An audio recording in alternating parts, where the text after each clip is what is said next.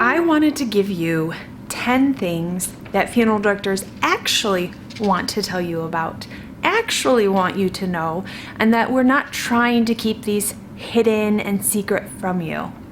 So the first one I want to tell you is, guess what? Embalming is not a law. It is not a law that your loved one has to be embalmed. However, know your state laws, because some states do require by law that within a certain time period, someone needs to be embalmed in cold storage or refrigerated or cremated or buried. So one of those 4 options. So there are states that do require that by law, one of those items happen within a certain period of time. Now also, funeral homes may require that in order to have a public viewing or a viewing after a certain time period, your loved one needs to be embalmed. That's their requirement, it's not a law. So if you really do not want embalming, you can try and see if another funeral home would allow it in the situation.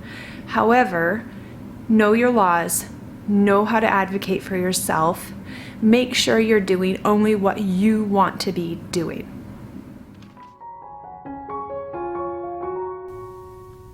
Number 2, just like you don't like it being a business transaction, neither do we. However, we're running a business, and for us to be able to serve every family, there has to be a business transaction portion of what we do when we sit down with you. And so we're going to have to talk about costs. We're going to have to talk about payments. And we don't like it any more than you do. We like talking about your family member. We like to help care for you. We like, and truly in our hearts, want to get you to the next step of where you're going. But in the end, if we don't have a business to do that through because we're not receiving any funds, then we're not able to do that for the next family. And we care for unclaimed and indigent people within our counties and our states all the time for no cost. So we make a minimal, if anything, from the state to take care of a lot of people. So there's many times we are donating our services, donating our time, donating what we do to care for people. And in order to help those that do truly have nothing or have no family or that are left to be cared for by someone else, we have to have a business in place to do that, which means there has to be a business transaction with the majority of our families. We don't love it, but that unfortunately is part of what we have to do. So number 3 thing we'd like you to know and want for you to remember is that when we're working, it's usually 24 hours a day, 7 days a week, on call, trying to be there for your family when you're experiencing a loss. This also means that we're missing moments in our families' lives. We're missing kids' sporting events, birthday parties, anniversaries. So kind of remember that, because maybe we have bad days too, and maybe we're missing something that's important to us to be able to be there to care for your family. So we might not always be 100% present because our minds are with our own families at home, but we're there and we're trying to serve you and care for you and your family in the best ways that we can. Number 4, if it is uncomfortable for you, it's probably uncomfortable for us as well. We've heard many dark secrets of families. We've heard all kinds of situations. So you may be able to surprise us with something new, but it's pretty unlikely that you may shock us. We hear a lot of behind the scenes activities and incidences with families, but we know it's not comfortable for you to always tell us these things, but some things we do need to know so that we can care for your family the best way possible. However, if it's uncomfortable for you, it's most likely uncomfortable for us as well. Number 5, we're not mind readers. We don't know that maybe you saw something on Pinterest and thought it was a great idea and are wondering how much it would be. Unless you ask us, or unless we present to you that option, we don't know you're even thinking about it. So make sure you're vocalizing all of your thoughts, and even if you think it's a dreamy sort of an idea to have for the service or to do with your loved one, make sure you're asking about it. We're not presenting to you all of the stationery and all the urns and all of the keepsakes just for a sale. We're doing it so that you also know what options are available. I would rather tell you about different options and have you tell me, no, we do not want them, for you to come back later and say, why didn't you tell me that was even an option for me to have? I didn't know there was jewelry with thumbprints that I could get, but now I know, and I wish you would have told me. So we want you to know your options, but we also can't read your mind. We can't read your mind as to what you maybe saw or were told about by someone else. So make sure you're vocal, make sure you ask, and don't be offended that we're giving you lots of options, because we want you to know what is out there that you can choose from. So number 6, caskets are not always less expensive at a big box store like Costco or Walmart. So make sure to look at the price list of the caskets at the funeral home you're working with before you run off and purchase something online. If we are telling you that maybe you should look at things at the funeral home, it's not always because we're worried about losing a sale.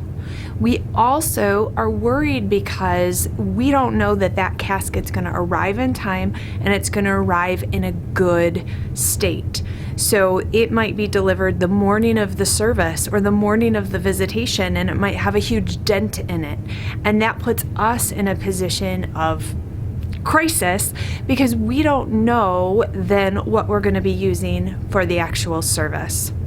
We do want you to know, though, that there are laws in place to protect you, the consumer, if you do want to make those purchases outside the funeral home. So if you order from an online or an outside source or a third-party casket company, we cannot, as a funeral home, charge you more. We cannot require you to be there at delivery. The only thing we can do is if we do that for every single family, every single casket delivery, then we can ask and require that you do that you are there to inspect the casket when it arrives, if we are doing that for other families that we're serving as well. So we can't do anything specific to punish you for choosing an outside sourced casket. Number 7. Yes, you can rent a casket. However, understand what that means. There is a cost involved with renting a casket.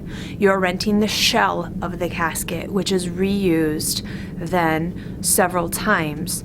Each casket only has a certain lifetime of it, though, because there is wear and tear, and it gets dinged up and scratched just like any other item that's used over and over again. So the life of that casket is broken down for every user. So there is a cost, and sometimes the cost of using a rental casket is more than purchasing a one-time use casket that's maybe less ornate and more simplistic. So weigh the options. You're also purchasing the interior.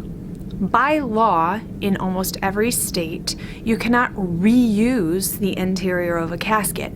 The part that the deceased touches has to be disposed of or has to be cremated with the deceased.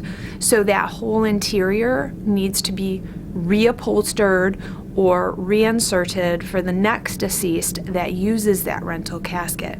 So you are renting and purchasing that rental price, and then you are also purchasing the interior. So when said and done, it is not always a more cost-effective option, but it is definitely an option for many people, especially if you're going to be buried in a shroud later or you're going to be cremated, but you want something that is more casket looking for a visitation or a viewing time. Number 8. And I think it's most important in this room, because this is where I maybe feel it the most, is funeral directors and embalmers get sad too.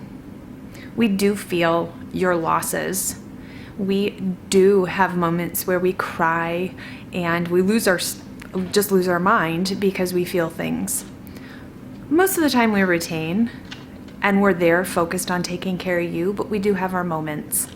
I often have my moments in the prep room before I get started on handling somebody in a very tragic case or a child. But then I pull myself back together and I do what needs to be done. So the number 9 item is we want you to educate yourself. Don't believe every helpful tip that someone who's gone through this before tells you. It's not always accurate. Often when I am making arrangements, I have to tell a family, I'm sorry, that's not actually accurate information. Every person does not get a death benefit from Social Security. The government is not going to pay for a veteran to be buried. There is a lot of misinformation that is circulated within different news media, within different stories, within different just hearsay passed from person to person. So educate yourself about what is the truth, what benefits there are, how something truly plays out. And number 10, please don't believe everything you read and you see in the news. Just like every other business, there's bad people, and those bad people do bad things. And it's heightened within the news because it is involving loss and grief and sadness. So when somebody does something bad in the funeral business, it's exponentially bad because of the feelings involved. However, don't just believe everything you read at face value. There's always 2 sides. There's always more to a story.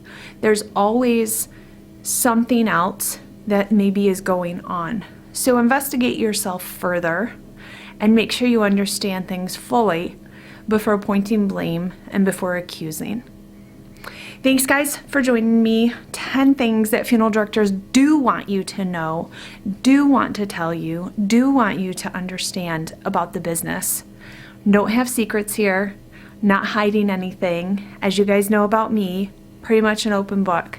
So if you have questions about anything you've seen or heard, make sure to ask, make sure to investigate further, make sure you know your rights and your law and legally what you're entitled to. Thanks, guys. Bye.